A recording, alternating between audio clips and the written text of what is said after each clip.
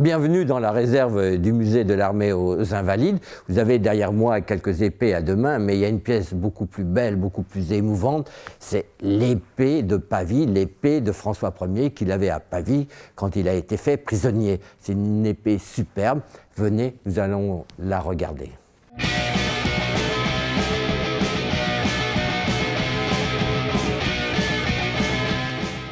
Marina Vialon, bonjour. Bonjour. Alors encore une fois, un objet extrêmement émouvant, c'est l'épée de François Ier qu'il possédait à Pavie lorsqu'il a été fait prisonnier.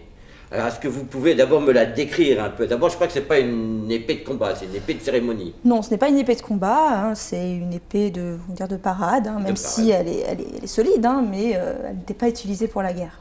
Alors comment on sait qu'elle lui appartient? Est-ce qu'il y a des symboles dessus? Alors oui, il y a plusieurs symboles à François Ier.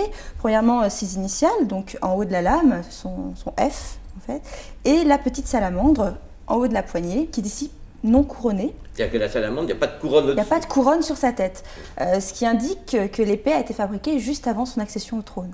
D'accord. En quoi elle est réalisée? La lame, c'est de l'acier? Alors la lame, c'est de l'acier, comme toutes les épées, et la poignée est en bois recouverte d'or et d'émail. Très bien. Alors, cette épée a sa propre devise, je vois, qui est inscrite sur la garde. Elle a une devise. Alors, à la Renaissance, on était friand des devises en latin. Donc ici, on a une devise qui dit, de l'autre côté, fecit potentiam, et de ce côté, in brachio suo. Donc ça veut dire, dans sa main, je donne la force. Très bien. Alors, comment elle est arrivée ici, puisqu'elle a été prise par les troupes impériales en 1525, comment elle a abouti ici? Alors en effet, après la défaite de Pavie, les troupes impériales pillent le camp des Français.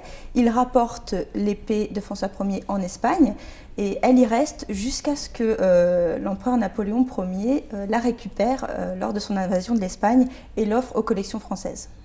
Marina, merci beaucoup pour toutes ces explications. Je vous en prie.